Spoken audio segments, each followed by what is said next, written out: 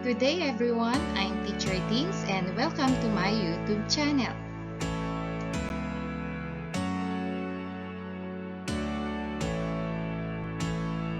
In this video, we will discuss about rotations in the Cartesian plane, and this is one of the types of transformation in the Cartesian plane. Rotation is a change that turns every point of a pre-image through a specified angle and direction about a fixed point, and this point is what we call the center of rotation. So one example, so here we have a triangle wherein the coordinates of the vertices are xy and the rotation is 90 degrees around the origin. So the rotation is counterclockwise, so 90 degrees. And another example we have, this is the pre-image wherein the coordinates of the vertices is xy, and then the rotation is 180 degrees counterclockwise. Let's have an example wherein we're going to graph the image of the figure using the given transformation. And we have rotation 90 degrees clockwise about the origin. And this is our pre-image. So first is we're going to use this table in order to determine what formula are we going to use. So in this column, we have the type of rotation. The first column, second column will be the point on the pre-image, and third column will be the point on the image. So let's say we have here rotation 90 degrees clockwise. So nasaan yung 90 degrees clockwise? So ito yon, rotation of 90 degrees clockwise. So if the coordinates of the pre-image is xy, so the point on the image now, the coordinates of the image will become y negative x. So that will be our pattern. And then next is we're going to determine the coordinates of point A. So the x coordinate is positive 2, and then the y coordinate is negative 4. So the coordinates of point A is 2, negative 4. And then we're going to identify the x coordinate, which is 2, and then the y coordinate is negative 4.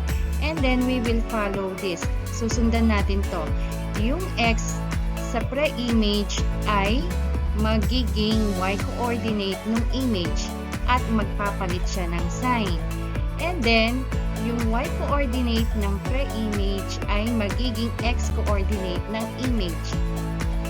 Pero hindi siya magpapalit ng sign. So A prime is yung y ay hindi magpapalit na sign, kaya ang magiging x-coordinate ng A prime natin ay negative 4. And then, yung x-coordinate ng pre-image na magiging y-coordinate ng A prime ay magpapalit ng sign. So, from positive 2, it will become negative 2. And then, we're going to plot the point of A prime. Nasaan ba si A prime? Negative 4, negative 2. So, ito ay nasa third quadrant. Una, so yung x-coordinate is negative 4. And then, the y-coordinate is negative 2. So, nandito ang location ni A prime. Ito. Next, for B prime, una ay kukunin muna natin ang coordinates ni point B. Ito yon, point B. So, ano yung x-coordinate ni point B? So, that is positive 4. And then, ang y-coordinate ni point B ay positive 5. So, coordinates ni point B ay 4, 5. And then, x is 4. X is equal to 4. And then y is equal to 5. And then by applying now this rule, so yung yung 4 na value ni x ay magiging y-coordinate ng image. And then yung y-coordinate ng pre-image ay magiging x-coordinate ng image. Okay, so b prime now is equal to 5. So ito, magiging x-coordinate at hindi magpapalit ng sign. And then yung x-coordinate dito ay magiging y-coordinate ng b prime at magpapalit ng sign. So yung positive 4 ay magiging negative 4. And then, positive, negative. So 5, negative 4. Ito ay nasa 4th quadrant. So, first, yung x-coordinate muna, positive 5. And then, yung y-coordinate ay negative 4. So, ang location ni b prime ay nandito. Next, for point C, coordinates ni point C. Nandito si point C. So, ang x-coordinate ni point C ay 7. At ang y-coordinate ay 5. So, x is equal to 7 and y is equal to 5. And then, applying now this rule, yung y-coordinate ng pre-image ay magiging x-coordinate ni C prime. So, 5. Hindi magpapalit ng sign kasi yung rule, hindi magpapalit ng sign ang y-coordinate ni pre-image. And then, yung x-coordinate na 7, magiging y-coordinate ni C prime at magpapalit ng sign. So, yung positive 7 ay magiging negative 7. And then, 5, negative 7. So, ito ay makikita sa 4th quadrant. So, una, yung x-coordinate ni C prime ay positive 5. And then, ang y-coordinate niya ay negative 7. So, ang location ni C prime ay nandito. Next, point D. Coordinates of point D. So, we have 7. Ang x-coordinate niya ay 7. And then, since ang line ay nasa, or yung point D ay nasa positive x-axis, so ang y-coordinate ay 0.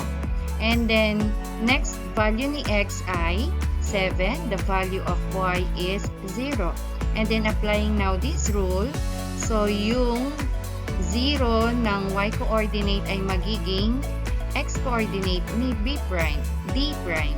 And then, yung x-coordinate ni d na 7 ay magiging y-coordinate ni d prime at magpapalit siya ng sign. So, negative 7. So, ipa-plot na natin ang point na d prime sa Cartesian plane. So, 0 ang x-coordinate. And then, yung y-coordinate niya ay negative 7. So, ang location ni d prime ay nasa negative y-axis. So, nandito.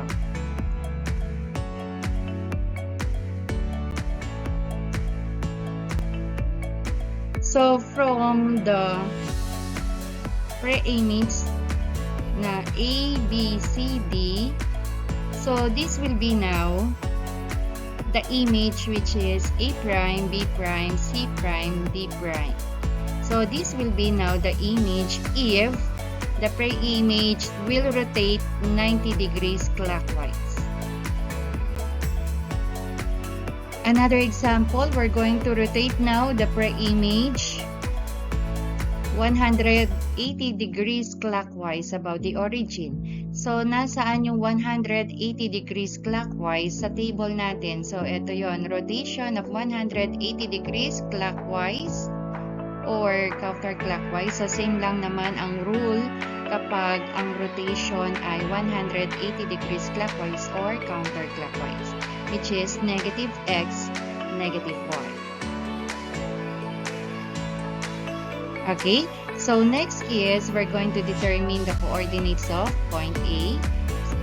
So, ang x-coordinate ni point A ay negative 6 at ang y-coordinates niya ay 2. And then, by applying this rule, negative x, negative y. Meaning, magpapalit ng sign ang x-coordinate at ang y-coordinate para makuha ang A prime. So, magiging positive 6. Yung negative 6, magiging positive 6. At yung positive 2 ay magiging negative 2. And then, we're going to plot the point A prime on the Cartesian plane. So, positive 6, negative 2, it is located at the 4th quadrant. So, positive 6, negative 2. So, location of point A prime is this point. For point B, coordinates of point B, the x-coordinate is 1 and the y-coordinate is 4. So, applying this rule, magpapalit ng sign ang 1 at ang 4. So, B prime is negative 1. Yung positive 1 magiging negative 1. And then, y-coordinates, yung 4 magiging negative 4. So, ang magiging coordinates ni B prime ay negative 1, negative 4. Negative, negative is located at the 3rd quadrant. So, we're going to plot now negative 1, negative 4. So, point B prime now is located here. Next, for point C. So, coordinates now is 3. And since the given point is on the x-axis, positive x-axis, so therefore the y-coordinates is 0. And then, we're going to determine now the coordinates of C prime. So, yung positive 3 ay magpapalit ng sign, magiging negative 3. And then, 0 will retain as 0. And then, negative 3, 0 now is located at the negative x-axis. Yan. So, C prime now is located here. And for point D, the coordinates of point D, x-coordinate niya ay negative 1. And the y-coordinates is negative 2. And then applying the rule, negative x, negative y. So, yung negative 1 ay magiging positive 1 sa coordinate ni D prime. And then yung negative 2 ay magiging positive 2. So, location of 1, 2, positive, positive on the Cartesian plane is at the 1st quadrant. So, positive 1, positive 2. Okay, so point D prime now is located here.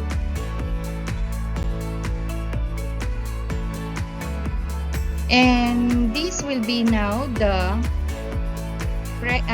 image if the pre-image will rotate at 180 degrees clockwise, which is A prime, B prime, C prime, D prime. Let's have example number 3. We're going to rotate triangle ABC 90 degrees counterclockwise. So, using now this table, rotation of 90 degrees counterclockwise. So, ito yung magiging rule natin for the image, negative yx. So, xy will become negative yx if we will rotate triangle ABC 90 degrees counterclockwise about the origin. So, first, ang kukunin natin ay coordinates ni point A. So, x-coordinate ay negative 6 at ang y-coordinate ay negative 5. Applying now the rule, yung x-coordinate na negative 6 ay magiging y-coordinate ng image. And then, yung negative 5 ng pre-image ay magiging x-coordinate ng image at magpapalit ng sign. So, yung negative 5 ay magiging positive 5. And then, yung nandito, yung y-coordinate ng A prime ay ang value ni x na negative 6 pero hindi siya magpapalit ng sign. So, negative 6. Coordinates ng A' ay 5, negative 6. So, positive, negative. Ito ay nasa 4th quadrant. So, positive 5, negative 6. So, A' is located here. Point A'. Next, for point B, coordinates of point B, we have the x-coordinate, which is negative 4, and the y-coordinate is positive 1. So, x is negative 4 and y is 1. So, applying the rule, yung y ay magiging x-coordinate at magpapalit ng sign. So, magiging negative 1. Yung positive 1, magiging x-coordinate at magpapalit ng sign. And then, yung x-coordinate ni pre-image ay magiging y-coordinate at hindi siya magpapalit ng sign. So, negative 4. B', coordinates ng B' ay negative 1, negative 4. So, negative, negative, ito ay nasa 3rd quadrant. So, negative 1, negative 4. So, location of B' now is this point. For point C, we have coordinates of point C, negative 2, negative 2. So, x is negative 2 and y is negative 2. X, y. Okay, and then C' now, itong y-coordinate na negative 2, magpapalit ng sign. So, magiging positive 2. And then, yung x-coordinate na negative 2 ay magiging y-coordinate dito at hindi siya magpapalit ng sign. So, negative 2. Positive, negative. Yun ay nasa 4th quadrant. So, positive 2, negative 2. So, point C' is located on this point.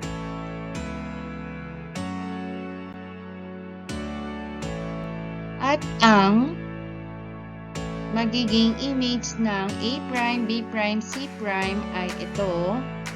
So, if triangle ABC will rotate 90 degrees counterclockwise, ito ang magiging image.